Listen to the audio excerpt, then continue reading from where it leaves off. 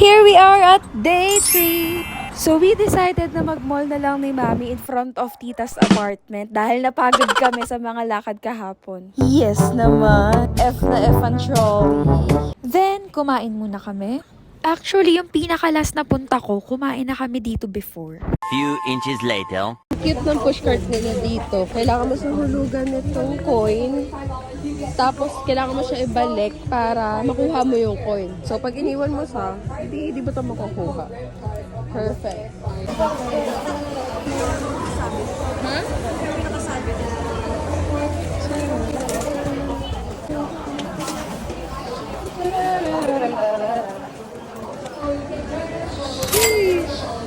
Binigyan nga pala ako ni ate na falsies kasi wala akong dala. Buti na lang. We're going to Orchard para i-pick up yung mga editors market na ibibigay ni Tita Joanna.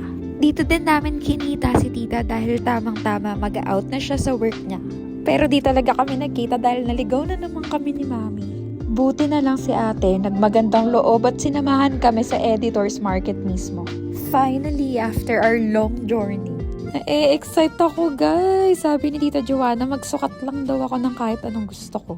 Na-excite ako, guys. Sabi ni Tita Joanna, magsukat lang daw ako ng kahit anong gusto ko.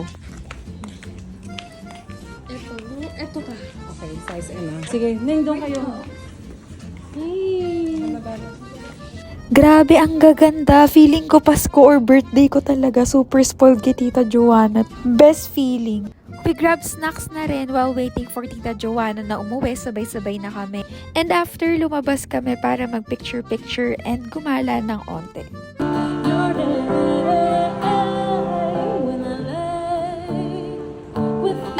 Dito na kami umupo, tumambay while kumakain and listening kay Kuya. Super entertaining and actually meron nga kaming reaction video panoorin nyo.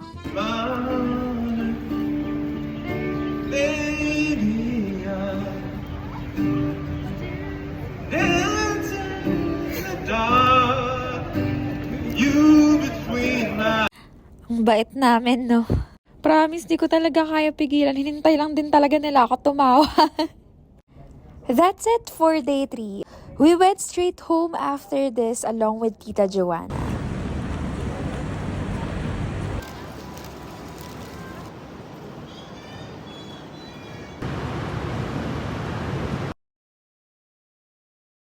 We're here at Haji Lane. Actually, guys, this is my second time going here. When I first went here, I'm with Mommy and Daddy and with Tita and Tita Jojo.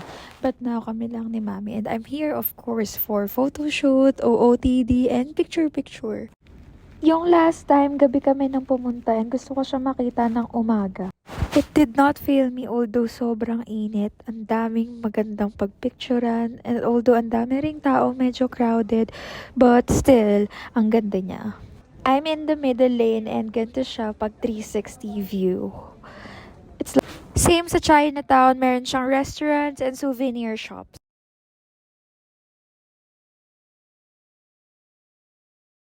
What's also famous aside from Haji Lane is their mosque.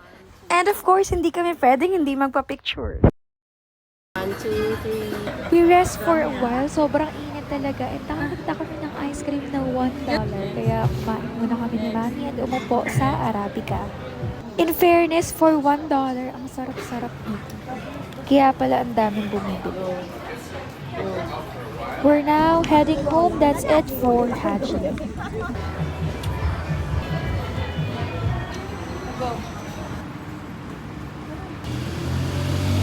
Dinner time with Tita. Super unique and nakakaaliw itong mga food. Kukunin mo lang sila one by one and babayaran mo sila per plate na nakunan.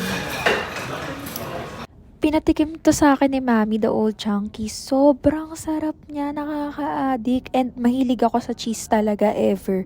Di ko in-expect na ang sarap-sarap niya. Food trip again. Nag-aya si Tita mag-McDo and Tita John kaya si Tita Joanna sinamahan kami papunta doon and maglalakad lang kami. Ayun, nagbago na yung plano. Ayun, nagbago na yung plano.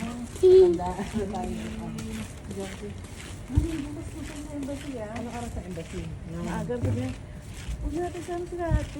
Sabi ni Tito Jojo, Nanuro try ko pa. yung samurai beef burger dahil masarap. And totoo nga, masarap siya. Kaso wala nito sa Pinas. Sad.